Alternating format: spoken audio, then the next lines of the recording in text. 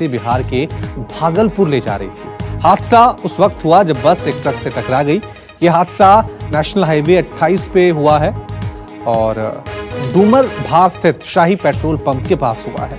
हम आपको बता दें कि मजदूरों को ले जा रही एक बस सुबह भी दुर्घटनाग्रस्त हुई थी और एक और बस हादसे की खबर आई है और कहा जा रहा है कि इस बस हादसे में कई मजदूर घायल हो गए हैं। चलिए इस खबर पे और ज्यादा अपडेट के लिए सीधा रुख करते हैं हमारे संवाददाता मानस का। मानस, क्या कुछ जानकारी मिल पा रही है? चली थी और नोएडा से ये बिहार भागलपुर जा रही थी। ये कुशीनगर के पास इसका एक्सीडेंट हुआ है। ये लग्जरी बस है और इसमें कई लोग, कई मजदूर, इसमें कई श्रमिक थे इसमें जो घायल हुए हैं और 7 लोगों की इसमें हालत नाजुक बताई जा रही है, क्योंकि उत्तर प्रदेश की सीमाओं से तमाम बसें गुजर रही हैं। जो श्रमिक है कल ही आदेश दिया गया था कि जितने भी श्रमिक उत्तर प्रदेश की सीमा से होकर गुजरेंगे उन सबको सरकारी बसों के माध्यम से ही उनके गंतव्य तक भेजा जाएगा। लेकिन ये एक लग्जरी बस है जो जा रही थी और इसमें कई प्रवासी श्रमिक सवार थे। उसमें से 7 मजदूर ऐसे हैं जिनकी हालत गंभीर बताई जा रही है। NH-28 का ये मामला है और पेट्रोल पंप है कुशीनगर में, जो कुशीनगर का हाईवे गुजरता है। क्योंकि कुशीनगर का रास्ता सीधे बिहार की तरफ जाता है, तो उसी हाईवे पे दुर्घटना हुई है।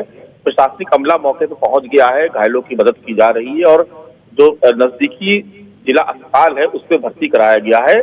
कई मजदूर घायल, लेकिन 7 की हालत उसमें नाजुक बताई जा रही है। प्रशासन का ये कहना है कि सभी लोगों का उपचार किया जा रहा है और निःशुल्क उपचार किया जा रहा है। सरकार की तरफ से आदेश है कि जितने भी बसें जा रही है या जो श्रमिक जा रहे हैं उन सबकी देखभाल करना, उन तक भोजन पहुंचाना, उनको चिकित्सकीय सुविधाएं उपलब्ध कराना, ये उस जिले के जो स्थानीय प्रशासनिक अधिकारी होंगे उनकी जिम्मेदारी है। तो इस लिहाज से प्रशासन के जो अधिकारी उन्होंने वहां पर भर्ती करा दिया अस्पताल में। अभी तक की अपडेट ये है कि 7 लोगों की हालत गंभीर है, कुछ लोग घायल है जो कि खतरे से बाहर है, लेकिन 7 लोगों का ट्रीटमेंट अभी किया जा रहा है। रवि, साफ तौर से मानस, लेकिन ये जो एक के बाद एक हादसे हो रहे हैं, सुबह भी हादसा हुआ और अभी शाम को एक और हादसे की खबर सामने आई है, ये अब अपने आप में सवाल उठा रही है। पहले मजदूर पैदल निकले थे, उसके बाद अब मजदूरों के लिए बसों का प्रबंध किया गया, ट्रेनों का प्रबंध किया, लेकिन जो बसें जा रही हैं वो हादसे का शिकार हो रही हैं। ये अपने आप में कई तरह के ऐसे सवाल उठाते हैं जो कहीं ना कहीं मजदूरों की दुर्दशा पे एक तरह से सवाल ये उठा रही हैं कि क्या मजदूर अब बसों में भी सेफ नहीं है? वजह क्या हो रही है इन हादसों की? क्या ये जो बसें चल रही हैं ये अनियंत्रित होकर चल रही हैं या फिर ये हादसे प्राकृतिक रूप से हो रहे हैं? देखिए, इसमें एक बहुत बड़ा सवाल है जिसको लेकर के पिछले 2-3 दिन से बात हो रही है कि जो तमाम सड़कें हैं वो खाली है और जो ट्रैफिक पुलिस का जो काम होता है वो शायद उस तरीके से नहीं हो पा रहा जिस तरीके का नियंत्रण हाईवे पे पुलिस का होता था। उत्तर प्रदेश में तमाम ऐसे हाईवे जिस पर थाने भी बनाए गए थे, इस लिहाज से कि जो हाईवे में जो रात में या दिन में बसें चलती है वो अनियंत्रित न होने पाए, उनकी स्पीड कंट्रोल की जाए। लेकिन चूंकि तमाम हाईवे इस वक्त खाली पड़े हुए हैं और बेताशा तमाम ऐसे वाहन जो तेज रफ्तार से गुजर रहे हैं, तो 2-3 दिन से इस बात को लेकर भी चर्चा हो रही है कि जो मुख्य मार्ग हैं, जो नेशनल हाईवे हैं या स्टेट हाईवे हैं, उस पर ट्रैफिक मैनेजमेंट के लिए भी वहां पर इंतजाम किया जाना चाहिए, जो अभी तक नहीं हो पाया है।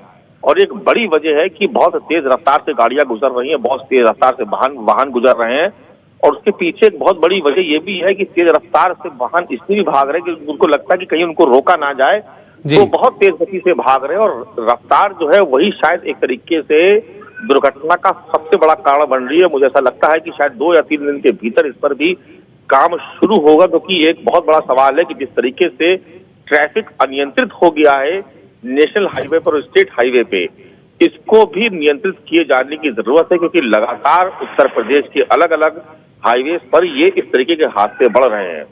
तो ये भी एक मुद्दा होगा। मुझे लगता है कि जब कल बैठक होगी मुख्यमंत्री की टीम 11 के साथ, जिसको लॉकडाउन 4 पर चर्चा करनी है कि क्या खुलेगा और क्या बंद रहेगा, तो ये भी बड़ा सवाल होगा कि ट्रैफिक मैनेजमेंट जो हाईवे पर है उसको भी कैसे कंट्रोल किया जाए। ये एक बड़ा मुद्दा होने वाला है। साफ तौर से ये कह सकते हैं मानस कि हादसे लगातार बढ़ रहे हैं।